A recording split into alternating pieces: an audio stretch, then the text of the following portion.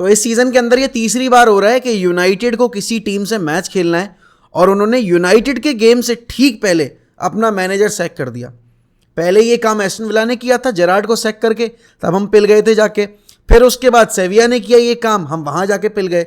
और कल रात में उनके असिस्टेंट मतलब उनका जो केयर टेकर मैनेजर था उसको भी सैक कर दिया स्पर्स ने, और अब रायन मेसन बन गए केयर टेकर मैनेजर। और डर इसलिए लग रहा है क्योंकि रिकॉर्ड अगर आप देखो हमारा अवे टर्फ पर तो अच्छा नहीं रहा। हम किसी भी बिग सिक्स के अगेंस्ट जीते नहीं है, ना हम चेल्सी के अगेंस्ट जीते, ना हम लिवरपूल के अगेंस्ट ना हमारे धागे ही खुल गए थे, ना हम सिटी के अगेंस्ट जीते, ना हम न्यूकासल से जीत पाए अभी जो आपकी बैठी हुई है टीम, और अब हमें खेलना है स्पर्स से। डर इस बात का नहीं है कि हम क्या करेंगे, डर इस बात का है कि वो क्या करेंगे, क्योंकि उनका तो हमें कुछ पता ही नहीं है। पिछले 2 मैचेस वो हारे हैं, बॉर्नमथ और अभी आपका लास्ट गेम न्यूकासल के अगेंस्ट। और अब ना एक ऐसी सिचुएशन आ गई है जहां पर Spurs will be behaving like a relegation team, क्योंकि उनको पता है कि अगर नहीं जीते मैचेस तो टॉप 4 नहीं आने वाला। और ये जो रेलीगेशन टीम्स वाली जो मेंटालिटी होती है ना आखिरी के दिनों में, ये लेके डूबती है बहुत बड़ी टीमों को।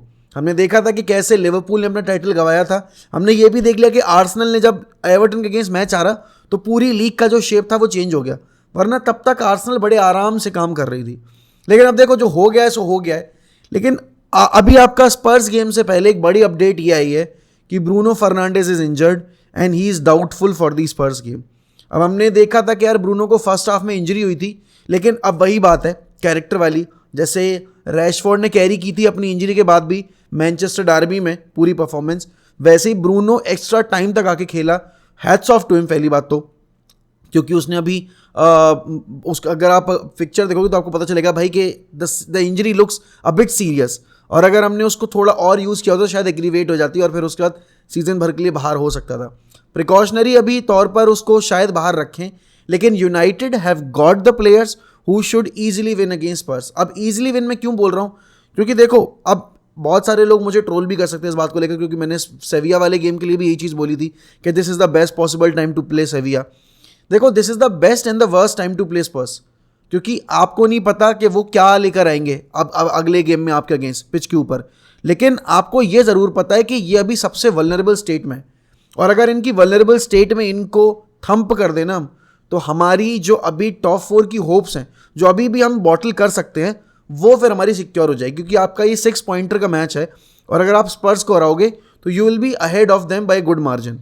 तो वो चीज़ हमें ट्राई करनी पड़ेगी। एंड डेफिनेटली बिना ब्रूनो के, बिना वरान के, बिना लिसांद्रो मार्टिनेज के प्रॉब्लम तो आने वाली है, but you have got enough quality in the midfield जहाँ पर आप स्पर्स को जाकर डोमिनेट कर सकते हो। क्योंकि अभी स्पर्स की मिडफील्ड छोड़ो, स्पर्स का बैकलाइन, स्पर्स का अटैक कुछ भी सिनर्जाइज नहीं है, और उनका गोलकीपिंग इशू भी बहुत गहरा चल रहा है इस साल में, जहाँ पर मुझे नहीं लगता कि ह्यूगो लॉरिस इस साल के बाद कंटिन्यू करने वाले हैं, because the performances that Lloris has delivered against Arsenal, against Chelsea या अगेंस्ट न्यूकासल वाले गेम की बात करो, he wasn't up to the mark. लेकिन आज की वीडियो की जो सबसे बेहतरीन, सबसे गर्मा गर्म, मसालेदार और जो भी आप कहना चाहो कि अखबार के साथ पढ़ते पढ़ते अगर आप सुनना चाहते हो, तो वो ये है कि Manchester United are interested in Neymar junior. अब मैं समझ रहा हूँ भाई कि हमारे कतारी ओनर्स आ रहे हैं, Neymar is playing for a Katari club right now PSG, और हम सपने देख रहे हैं कि भाई कतर ने अगर टेक ओवर कर लिया तो हम एम्बापे को भी लोन पर ले आएंगे। ये हमारे सपने सुहाने लड़कपन वाले हैं। बट क्या नेमार की डील पॉसिबल है मैनचेस्टर यूनाइटेड में? अगर आप लॉजिकल बेसिस पे सोचो तो नेमार आपकी, और देखो पहली बात तो ये है कि नेमार जिस भी टीम में जाएगा he will improve that team massively. I mean if we are trying to sign Kane जो कि आपको गोल्स गारंटी कर रहा है, तो नेमार भी आपको वो चीज़ गारंटी करता है। बस बात वो है कि नेमार का फिटनेस इशू ज़्यादा है और नेमार का वेट जो है वो ओवर द रूफ टॉप है। यहाँ पर अगर हम लॉजिकल बेसिस पे सोचे, सिर्फ अगर हम फुटबॉलिंग साइड को कंसिडर करें, आई थिंक नेमार की साइनिंग हमारी जो इतने साल की एक दिक्कत है, जिसके लिए हमने सैंचो को भी साइन किया था कि भाई क्रिएशन डिपार्टमेंट में ब्रूनो की हेल्प हो जाएगी एंड हम थोड़े ज़्यादा चांसेस क्रिएट करने शुरू करेंगे। नेमार इज़ दैट गाय जिसको आप देखना चाहते हो अपनी टीम में। बट द प्रॉब्लम इज़ कि नेमार के साथ ना बहुत सारा ड्रामा आएगा। नेमार के ऑफ द फील्ड एंटिक्स वगैरह हैं, नेमार की जो इंजरी इशूज़ हैं, नेमार के लिए जो डिसिप्लिनरी इशूज़ हैं, वो सारे भी आएंगे। It's not just the footballer that will sign, it's the एक वो होता है ना entire package of drama and greatness, वो वाली चीज़ है। तो यहाँ पर आई डोंट फील, पहली बात तो ये है कि रिलायबल सोर्स से है भी नहीं वो, Tier 2 Tier 3 सोर्स से आया है वो, जो न्यूज़ आई है नेमार के regarding. But if if we are considering Neymar, I think we have to make sure that there are certain rules and regulations that must be followed by Neymar, and the salary package should not be more than what he logically deserves. Logically in the sense जो आपका बाकी जो squad है वो earn कर रहा है उसी के बराबर आपको आसपास थोड़ा ऑफर करना पड़ेगा. Why am saying this because हम सबको पता है कि हमने जब प्लेयर्स को बड़े बड़े वेजेस पे साइन किया है, चाहे पॉग्बा की बात करो, चाहे आप एलेक्सिस सैंचेज की बात करो, चाहे आप बाकी प्लेयर्स की बात करो, तो यहाँ पर एक रिफ्ट सी क्रिएट होती है. और इस टाइम पर यूनाइटेड वो एक जो पार्शियल बिहेवियर है ना टुवर्ड्स सर्टेन प्लेयर्स वो अफोर्ड नहीं कर सकती. Yes you need world class players, but at the same time this is not the time to invest on players who are not discipline. क्योंकि हम ऑलरेडी ये चीज़ झेल चुके हैं ग्रीनवुड वगैरह के केस में, क्या वो तुम्हारी अकेडमी से आ रहे थे. प्लस अगर आप देखो यहाँ पर 350K पर वीक अर्न कर रहे हैं Jadon Sancho, he is not delivering. I am not saying that Neymar won't deliver, but the problem is कि इस चीज़ की पॉसिबिलिटी जो है ना सक्सेस की वो इसलिए कम हो जाती है क्योंकि हम अभी उस सिचुएशन में नहीं है, मैन सिटी वाली सिचुएशन में, या फिर अगर आप बात करो मैड्रिड वगैरह की सिचुएशन में जहाँ पर वो लगातार जीतते आ रहे हैं. और अगर हम कुछ नहीं जीतते हैं और उसका तो हमारा सैलरी जो पैकेज है इन सब के रिगार्डिंग अगर वेजेस का बात करो तो वो बहुत ज़्यादा हो जाएगा, which we can't afford right now. Even if Qatari owners take over करते हैं यूनाइटेड को. ऑल्सो ये न्यूज़ भी आ रही है कि जब कतारी ओनर्स टेक ओवर कर लेंगे तो वो बड़े बड़े नामों को टारगेट करेंगे. अब देखो यहाँ पर यूनाइटेड एक ऐसी सिचुएशन में जहाँ पर उनके ऊपर बहुत ज़्यादा डेट है, डेट फ्री हो जाएंगे वो तो भी उसके बाद उनको प्लेयर्स हटाने पड़ेंगे बहुत ज़्यादा. क्यों? क्योंकि आपको नए FFP रूल के अकॉर्डिंग एक सर्टेन लिमिट तक की वेज कैप अलाउड होगा और बाकी सारी चीज़ें होंगी. तो उस केस में आपको डेफिनेटली जो बड़े नाम है वो ऑफलोड करने पड़ेंगे, आपको रेवेन्यू दिखाना पड़ेगा.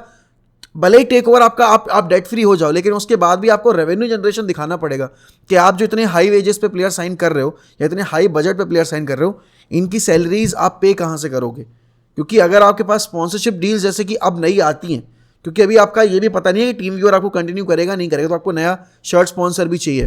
तो वो सारी चीज़ें ध्यान में रखनी पड़ेंगी अभी. एंड डेफिनेटली भाई जो भी अगर बड़ा नाम आता है, लेट्स से कि अगर आप बड़े नाम पे किसको लेके आना चाहोगे, you would want to sign Harry Kane क्योंकि उसके लिंक्स बहुत ज़्यादा आ रहे हैं. एंड आई थिंक अगर हम पुश करना चाहें तो हैरी केन को लेकर आ सकते हैं. But the problem is the price tag. Daniel Levy is not ready to sell to any Premier League club. He might consider selling Harry Kane for 80 to 100 million. But यार एक player जिसका contract run out होने वाला है इतना जल्दी, उसके लिए, और 30 year old है वो, उसके लिए 80 to 100 million पे करना, I think that would be too much. But ultimately कभी ना कभी आपको वो रिस्क लेना पड़ेगा. और अगर एक प्रूवन गोल स्कोरर आ रहा है तो कहीं ना कहीं Erik ten Hag would consider that. लेकिन हाँ, एक चीज़ ज़रूर है कि विक्टर ओसिमैन, हैरी केन और इतने सारे जो ऑप्शंस हैं उसमें यूनाइटेड ये ज़रूर कोशिश करेगी कि अगर उनको एक प्रॉपर गोल स्कोरिंग मशीन मिल जाए उसके, और वो एक कम बजट पे मिल जाए, तो वो सबसे बेनिफिशियल रहेगा उनको बाकी एरियाज़ में इन्वेस्ट करने के लिए. लेकिन कतारी ओनरशिप का आना, पहली बात तो ये कि अभी क्लियर नहीं है. अब ये आखिरी वीक जो शुरू हुई है इसमें अब आपको 3rd राउंड ऑफ बिड देखने को मिलेंगी और उसके बाद हमें क्लैरिटी मिलेगी कि ये हरामजादे लीचेस जो हैं, ग्लेजर्स, ये साले जो खून चूस रहे हैं हमारा बैठ के 17 साल से, ये क्लब छोड़ के जाएंगे भी कि नहीं जाएंगे. अब देखो यूनाइटेड इस वक्त पे ना हर एक एरिया में इन्वेस्ट करना चाहती है. सबसे बड़ा जो एक एरिया ऑफ कंसर्न है वो ये है कि मिडफील्ड में जो हमारे कैसेमीरो के बैकअप है वो कौन आएंगे, हम साबित्जर को परमानेंट करेंगे या नहीं करेंगे. अब फेब्रिजियो की रिपोर्ट की अगर माने तो Fabrizio is saying that Sabitzer wants to stay and Erik ten Hag is loving his time at Manchester United. मतलब साबित्जर जितना भी वो परफॉर्म कर रहा है, इन दैट केस फिर उसके बाद जो मैकैलिस्टर के लिंक आ रहे हैं ना वो थोड़े से अनयूजुअल से है. क्योंकि आप एक एरिया, एक पोजीशन पे 2-3 साइनिंग नहीं करोगे क्योंकि आपको कैसेमीरो का बैकअप चाहिए. और अभी तक हमने कैसेमीरो के बैकअप के नाम पर कोई नाम सुना नहीं है. लेकिन एक नाम जो अब निकल कर आ रहा है वो है रायन ग्रेवनबर्ग का. अब देखो बायर्न म्यूनिख ने कॉनर लाइमार साइन किया है, उनके पास किमेक है, उनके पास गोरेत्स्का है, उनके पास मुसियाला है, मुलर है. साबित्जर को हम लोन पर लेकर आए हैं. But at the same time Gravenberch को टाइम नहीं मिल रहा है. और ग्रेवनबर्ग एंड माजुरुई दो ऐसे प्लेयर्स हैं जो कि आईएक्स में आपके टेन हैग के अंडर काम कर चुके हैं. तो यहाँ पर अब सवाल ये खड़ा होता है कि अगर बायर्न म्यूनिख ग्रेवनबर्ग को भी मार्केट में उतारेगी तो क्या हम ग्रेवनबर्ग को प्रेफर करेंगे या फिर हम साबित्जर को प्रेफर करेंगे. क्योंकि if you remember last season जब ग्रेवनबर्ग जा रहा था आपका बायर्न, तब यूनाइटेड ने पुश करने की कोशिश की थी, बट ही चोज बायर्न क्योंकि वो उसका मतलब उसका एक चाइल्डहुड ड्रीम था. He wanted to play for Bayern. But क्या होता है ना, कभी कभी चाइल्डहुड ड्रीम आपके लिए थोड़ा नासूर बन जाती हैं अगर आपको गेम टाइम नहीं मिल रहा होता है. And that is what is happening right now at Bayern Munich with Ryan Gravenberch. अगर हम माजुरुई को लेकर आ रहे हैं, लेट्स से देखो पहली बात तो ये कि मार्केट में हम राइट बैक को चेस कर रहे हैं. फ्रिम्पोंग के साथ हमारा नाम इतना जोड़ा जा रहा है, बाकी किसी के साथ नाम आया नहीं है. थोड़ी बहुत लिंक्स आई थी आपकी डमफ्रीज के साथ, लेकिन उसके अलावा किसी से नाम नहीं जोड़ा गया. यहाँ पर अगर यूनाइटेड इतनी अच्छी परफॉर्मेंसेस के बाद भी, क्योंकि अगर आप देखो वैन बिसाका ने भाई ड्रास्टिकली मतलब क्या, आप कंपेयर नहीं कर सकते स्केल पर कि वर्ल्ड कप के पहले वाला बिसाका और वर्ल्ड कप के बाद वाला बिसाका में कितना अंतर है. इट्स लाइक ज़मीन आसमान का. तो अगर डेलो भी आपका प्रिफर्ड राइट बैक है और आप उसको लेफ्ट बैक पे यूज़ कर रहे हो, और अगर आपका वैन बिसाका भी अच्छा परफॉर्म कर रहा है, is there a need to sign a right back? And if there is a need to sign a right back, you should go for Mazraoui because Mazraoui has worked under Erik ten Hag and he wanted Mazraoui as well. मतलब Brian ग्रेवेनबर्ग और Mazraoui दोनों को हम लेकर आने की कोशिश कर रहे थे, बट वो चीज़ पूरी हो नहीं पाई. ऐसा इस टाइम पे ऐसा लग रहा है कि आईएस की टीम बनाना चाह रहे हैं हम. बट हैविंग सेड दैट, यहाँ पर फ्रिंगपोंग अगर आप डिफेंसिव वर्क रेट देखोगे, ही इज़ नॉट दैट सॉलिड. मतलब डमफ्रीज और फ्रिंगपोंग दोनों ही डिफेंसिवली उतने अच्छे नहीं हैं.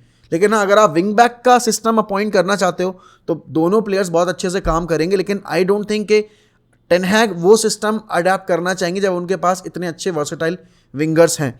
तो आई डोंट नो कि क्या होगा, बट डेफिनेटली यहाँ पर ग्रायन ग्रेवेनबर्ग का नाम जोड़ा जा रहा है. और अगर ग्रेवेनबर्ग आते हैं तो आई डोंट थिंक कि he will come for lesser than 50 million because that's what Bayern paid for him.